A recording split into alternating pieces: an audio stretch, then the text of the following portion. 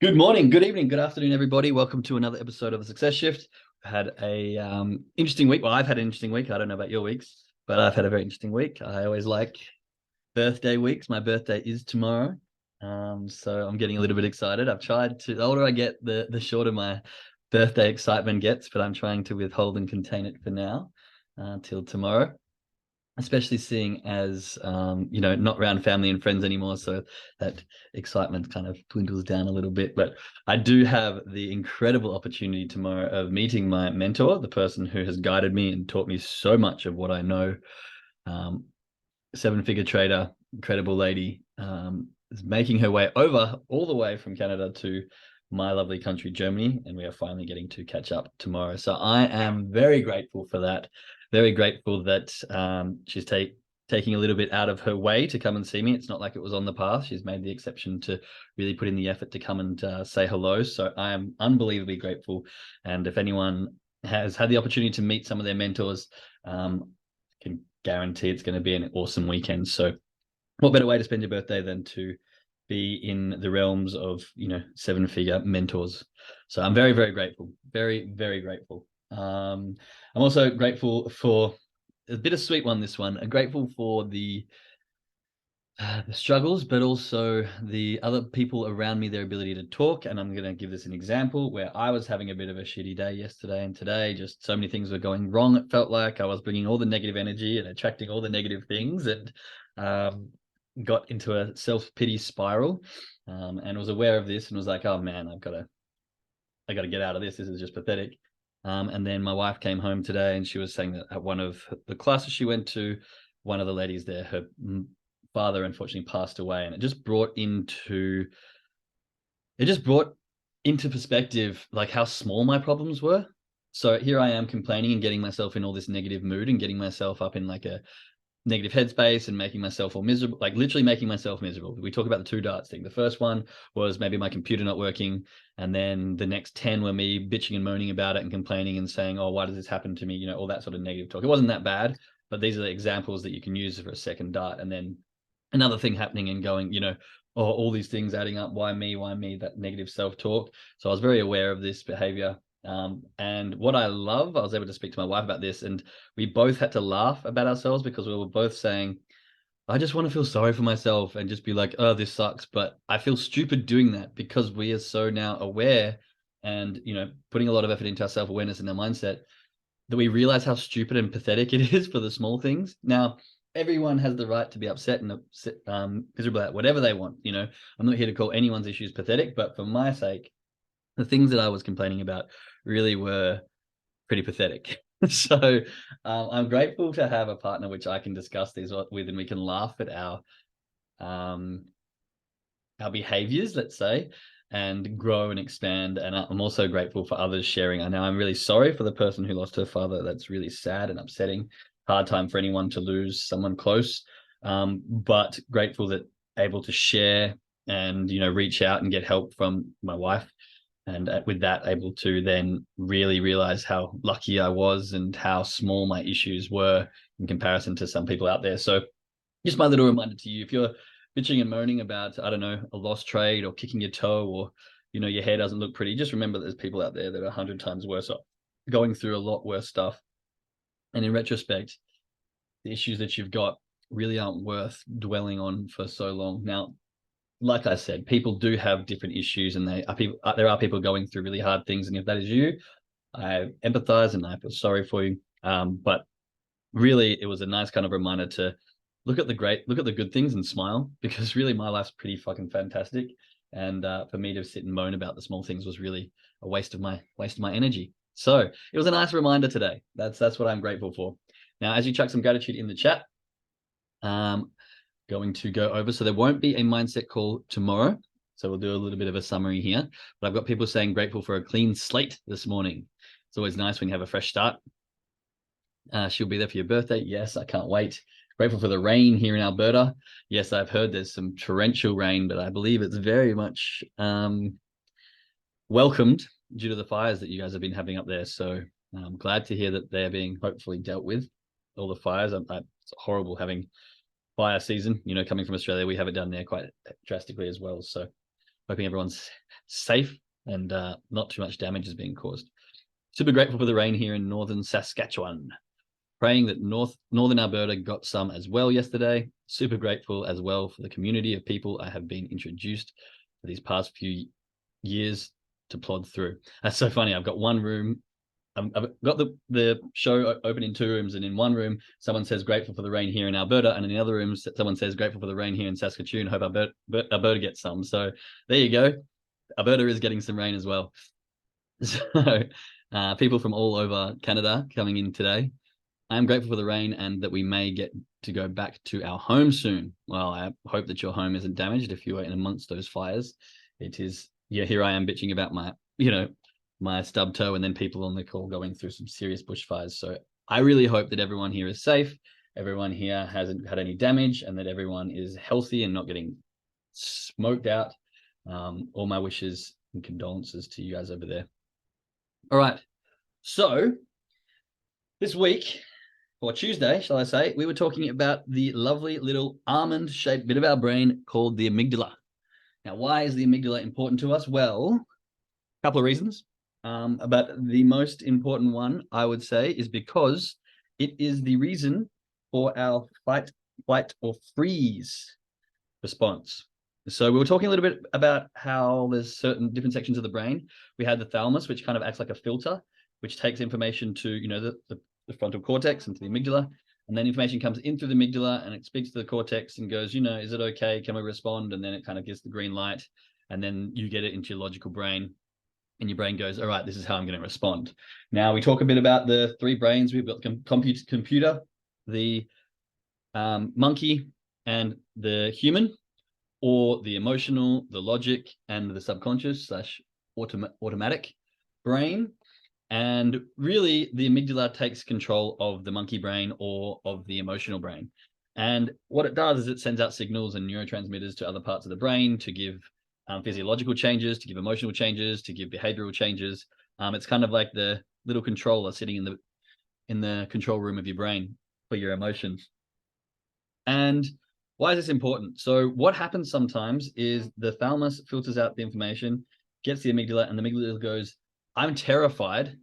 I don't even care about what the cortex tells me. I'm just going to take over, and I'm going to send the emotions and send all the chemicals everywhere and just cause absolute chaos. And what happens? We get into these fits of rage. We get into these states of overwhelm. Adrenaline courses through the body. Cortisol shoots through the body. All these kind of things. So our blood leaves our brain. It goes to our muscles. It goes to everywhere else. We get tense. We get coarse. We get in this fight or flight. We respond emotionally. We don't have the logical part of our brain working. So therefore, we act irrationally. And adrenaline can last up to 18, 20, maybe a bit longer. I don't know the exact numbers in the body. And so, for 20 minutes after, that's why sometimes if you get into this amygdala hijack and you feel super emotional, you need to go cool off. You need to go for a walk. You need to go do some breathing. You need to go do these things. And, when you're really in that real fit of rage stage or whatever you want to call it, it can take 20 minutes for you to calm down and come back to rational thought. So you really need to give yourself time and space. Now, why is this important to us? Well, I can almost guarantee that everyone listening to this podcast has been in a situation where you're trading along, you make a loss, maybe 2, and then all of a sudden, all your logic, all of your training, all of your discipline goes right out the window, and you start revenge trading, you start fearful trading, you get in early entries, you get in all kinds of things that do not match your trading plan, and then you end up hitting your daily loss, or you end up losing too much, or you end up getting too frustrated, close your laptop, run away. Half an hour later, you come back and go, what was I doing? Chuck some ones in the chat if you've ever been there, especially these greedy traders, over traders. Like, that is me. I have been there many times. And you come back and you're like, what? Why the hell did I do all that? Right. Well, this is a biological reasoning. Okay. Oh yeah, just this week. Yeah, it happens. It happens. This is the biological reasoning, because what's happening is the amygdala is going, I'm freaking out. So I am no longer going to listen to my prefrontal cortex. I'm no longer going to do logical trading. I'm doing emotional because I'm in survival state and I just want to get my money back. I just want to get everything back that I was losing or that I'm scared of, or whatever the excuse that your brain is giving you, may be giving you. Okay. Now, this can be detrimental to our accounts, of course, as I'm sure you're aware, but it's very important to know because it can also be something that we can learn to adapt and control. Okay. Now, how can we do this? Well, basically the amygdala fires off because of stress. So stress and anxiety cause the amygdala to react. Now, we can get into this hyperreactive state of our amygdala where we have got an oversensitive amygdala, I guess, and due to chronic stress or due to some traumatic stress symptoms. And it can actually respond to things that are a little bit unnecessary.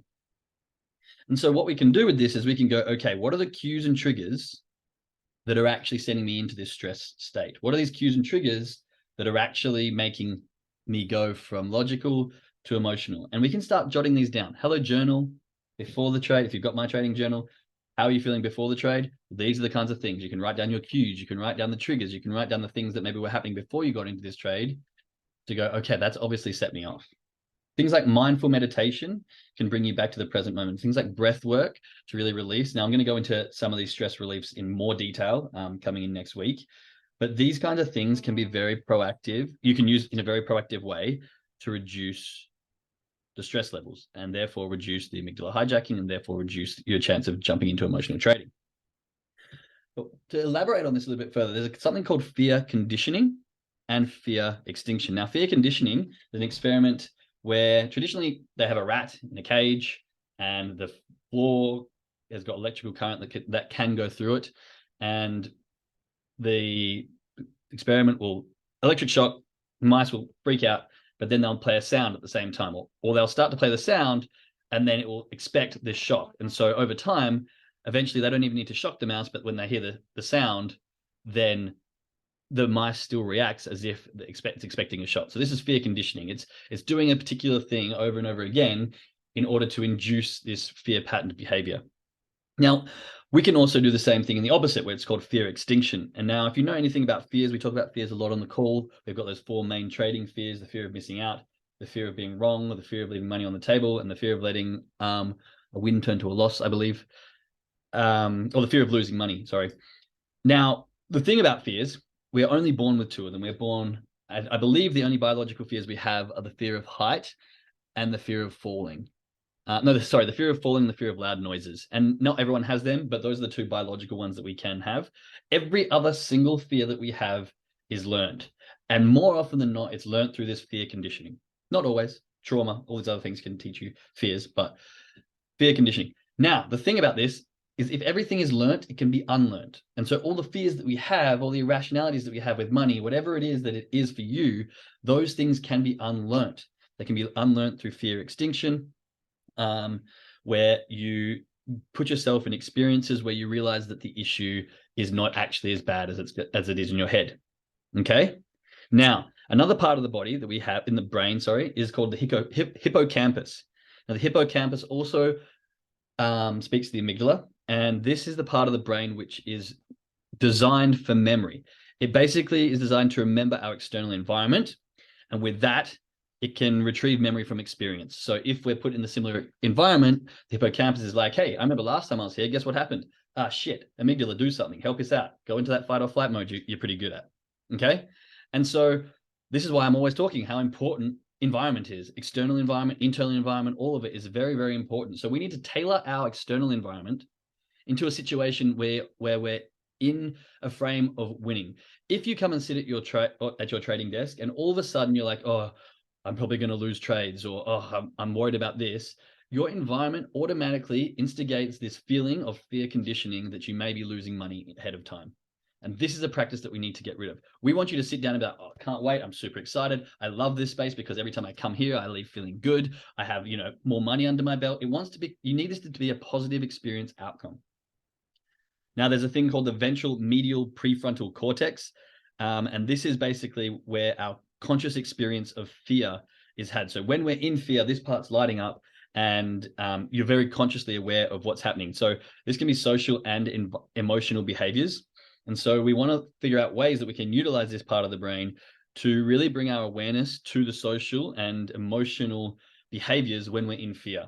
If something's happening on the charts and that's starting to induce this fear, what is that? What is it? Write that down. Note your cues, whatever it is for you. If you're starting to feel this emotion creep in and you're like, oh, I'm feeling tense, I'm feeling a physiological change, what is it that is creating those triggers? Okay. So there's a thing called editing memories. And this is the concept of basically taking trauma and we want to relive this memory, but kind of relive it in a different perspective. So we often talk about points of view and different perspective. So there's these studies, I think it's a psychiatry study, like please don't quote me on this, but it's about this concept of resolving anxiety and fear through editing memories. And so we relive a memory and we look at it from a different perspective and see if we cannot change or alter the emotion that you've attached to that memory. The same kind of thing happens. So this is a perfect example in trading when I've been talking about this trading trauma, when we've got this, intermittent reward system that's giving this false hope and this huge dopamine rewards, getting us into this, I'm so excited for. And then what happens when we don't get that? We actually have a dopamine collapse underneath our baseline, which makes us feel really down and out. And so we get this fear of having that feeling again come from these big emotional candles. Now, another thing that we can look at is maybe fear of exiting. Now, this is one that I found relevant to me. A lot of the time, I have an issue exiting early. I don't like cutting my losses. I like to think that if I'm in a trade, I should see it out, which isn't a good habit, right? This isn't a good habit. If we can cut our losses and minimize them, then we're going to improve our trading. So why do I have this? Well, I think this comes from the fear of if I have exited a trade and then it drops really far, and then I get this FOMO feeling. Okay, so when I don't take an exit, this is because I have a conditioned fear that if I close and it drops, I'm going to feel really this angst, this issue, this like frustration within me. So how do we do this? Well, we can't really go back and edit the memories, but what we can do is this fear extinction. So we relive this experience, but we relive it in the way we want it to be. So we relive every time we get the opportunity to get in an early exit, we take it. And over time, we realize that actually this fear is irrational. Actually, taking your early exits is good for you. Actually, I'm not having a bigger loss. Actually, I can see some progression in my trades. And so we're using fear extinction to reduce the issue that we may have with cutting losses. Now, that's just one example of how we can use this in trading, and one example that's relative to me. Has always been one thing of mine is cutting my losses. I'm trying to do back testing to see which exits work well with which entries and all this sort of thing. But I do find that in the moment, when I see a trade going the other way, maybe this has an issue to do with whether I'm fearful of being wrong or fearful of losing money. Again, deeper issues that we need to bring to the forefront, bring self-awareness to. But how can we get over them? We can put ourselves in that situation. We can use fear extinction to try and reenact these situations and make yourself realize that actually cutting your losses isn't that bad. A lot of the time, cutting losses will work in your favor. But the issue again rises that we don't bring awareness and gratitude for the times where we cut our loss and it does go. Most often than not, this is what happens. You cut your loss and you're like, yeah, okay, that was a lost trade. And you realize that it's a small thing, but you're still focusing on the amount you've lost, not the amount that you may have lost if you hadn't have taken that exit. And then when you do take the exit and it turns around, you go, oh, why did I take that exit? Now it's dropped in my favor. So we have two scenarios here. You take your exit, you're upset and disappointed because you had a loss. You take your exit, you're upset and disappointed because it turned around and went on you. There is no positive outcome from either of those things. It's a lose-lose situation for taking exits. Does that make sense to people? Check some ones in the chat if you understand how negative this behavioral patterns can be. You've got the opportunity to take an exit, and then we take an exit, which means we haven't really taken profit, so therefore we're upset that we've taken a loss. Or we take an exit, it turns around and continues our direction, so we're upset that we weren't in the trade. Everything about that means that we're upset. We need to change this reference. We need to change this perspective. And when we do take an exit, be like, thank goodness, because it could have been worse. And every time you take an exit and it continues in the opposite direction, you should be looking at that as profit in your pocket. You should be looking at it as like, yes, look at me. I was willing to risk 2% and I only lost 0.5%. Go me. I'm absolutely fucking crushing it. You know how to trade, Jake. You're going to be a millionaire in no time at all. We need to change this perspective. And the more we do this fear conditioning, the less stress and anxiety we will have when the trade turns around. And when we have less stress and anxiety, it's much less likely that our amygdala is going to fire off and we rush into emotional trading. If we get this fear conditioning to a point where we go, actually, I'm just calm and collected because I understand that trades can go in the opposite way. I understand that I have exits to minimize my loss. And I understand that I have the ability to follow those rules no matter what, when they present themselves at candle closure. We don't need to increase our stress. And the good thing about not increasing our stress is we don't aggravate and tickle our little amygdala, which means we're very less likely to go into that fight or flight, which means we're very more likely to stay in logical trading. Okay, am I making sense? Please chuck some ones if this is making sense. I'm trying to wrap up this talk about neurotransmitters and the different parts of our brain and relay it into a situation where if we can actually connect all these dots and use our brains the way we're meant to, and actually use our self-awareness, use our pattern recognition, use our pattern interruption, use all this information to figure out our brains to a point where we can stop this emotional trading, where we can stop the disconnect from our trading plan, where we can stay cool, calm, and collected, when we can see the black and white and only trade to our rules, where we don't get affected by a small bit of drawdown, where we're able to take our exits. All of these things are just the small 1% that if you're missing a few of them, it's going to be hard to make progressive profits. But once you've got all these things under the bag and you've got these lessons all tucked away and neat and in control, the profits will come. I can almost guarantee it. And I will continue to be on these calls, continuing to give you the lessons and the breakthroughs that I have until my accounts are there so you can see that it does work. Okay? There is a light at the end of the tunnel. You just have to keep going and utilize the information that we're getting. Deal. I love it. In the chat, deal. Let's virtual shake on it. Okay. So the last thing I kind of want to touch on, we spoke about the fact that all fears that are learned can be unlearned. We understand that the stress is what fires the amygdala. That's why the stress response is fight or flight.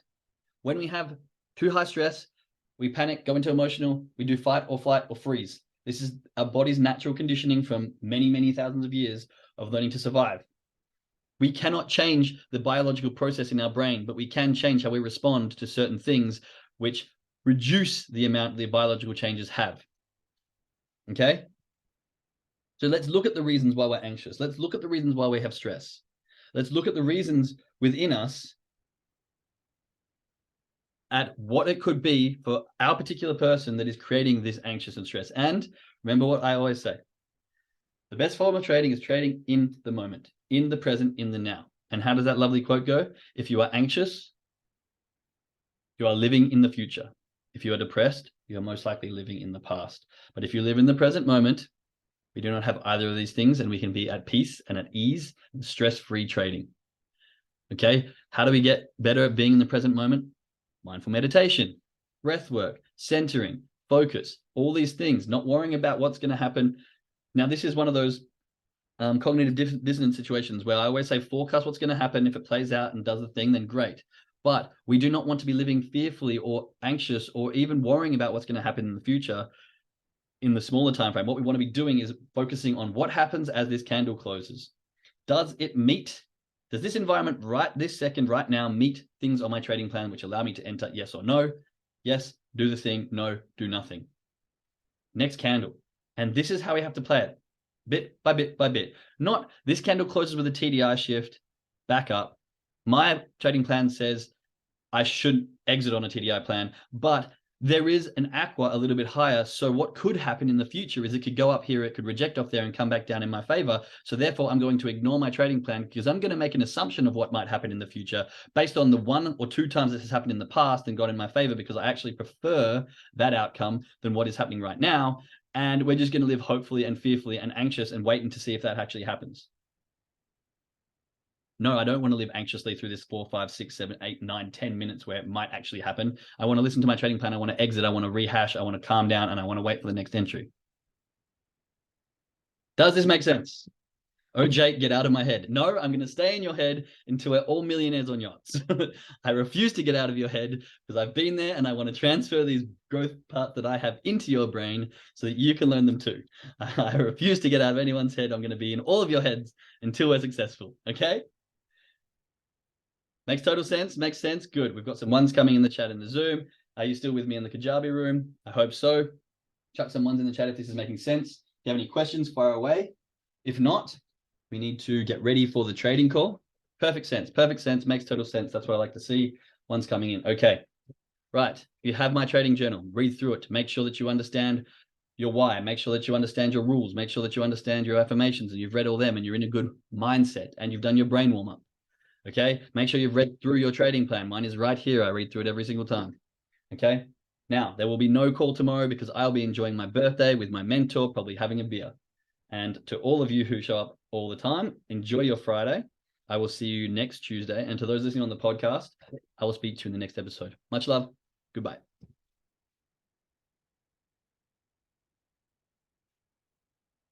Thanks for the birthday wishes, guys, as well. See them coming through in the chat.